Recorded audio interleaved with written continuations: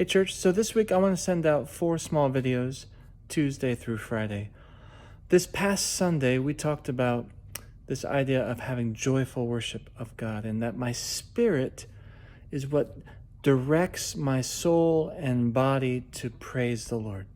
And so I need to strengthen my spirit. And one of the ways that we do that is to remember who God is and to dwell on that and meditate on that. So this week I want to think about 4 P's. You ready? The person of God, the power of God, the providence of God, and the promises of God. And these especially, I think, sometimes we are not great at reading the Old Testament stories. We kind of know the stories from the time that we were kids, but we don't read the Old Testament. And I want to challenge us to think about reading the Old Testament and looking at, for those 4 P's, the person of God, the power of God, the providence of God, and the promises of God. Let's talk today about the person of God.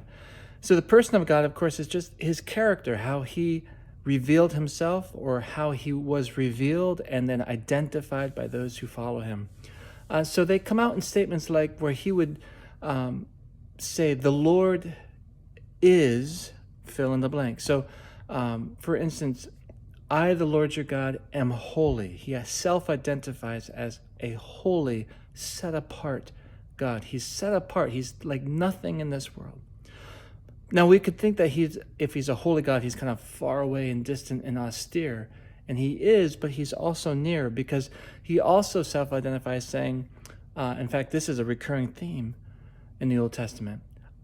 The Lord, the gracious and compassionate one, slow to anger and abounding in love.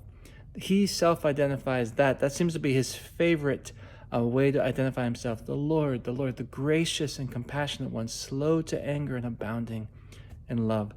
He self-identifies, I, the Lord your God, am a jealous God, in the righteous sense, where he's like, I'm not going to let you follow your idols. I am a consuming fire. Another way that we get to know the character of God, or the person of God, is through his names. And again, there were names that God gave himself, and then there were names that others gave to him because of their experience of him. So some of the names that God gave to himself, for instance, he said early on with Abraham, I am your very great reward. I am your shield and your great reward. He said to Moses, I am that I am. I am who I am. This is my name, he said. It's interesting. This is my personal name. This is the name that you shall know me by for generations to come. From here on out, I am who I am, speaking of his eternality. Jehovah Rapha was actually the first name that took his personal name, I am who I am, Jehovah, and then attached a quality to it, Rapha. And Rapha means healer. And so isn't it powerful that God said, the first name that he's like, I'm going to attach something to my personal name.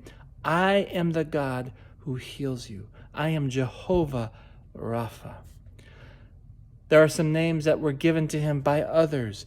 For instance, Abraham in Genesis 22, after God supplied a substitute sacrifice so that he didn't have to kill his son Isaac, said, you are the God who provides. You are Jehovah Jireh. Sometimes we think of that financial provision, and that's certainly true, but the real provision that we have been given is a substitute sacrifice, ultimately in the person of Jesus Christ.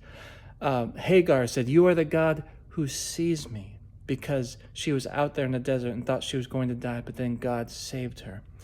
We see other names, even in the New Testament with Paul, where he says, this God of all comfort and the Father of compassion.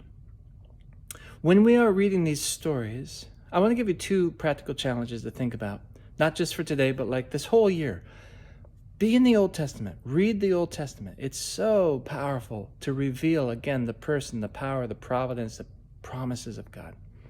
And as you're reading through the Bible, Old Testament, New Testament, be watching for this and maybe ask the question, who is God?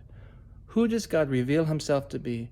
And what is it that others have discovered about him in their walk with him? So blessings on your day.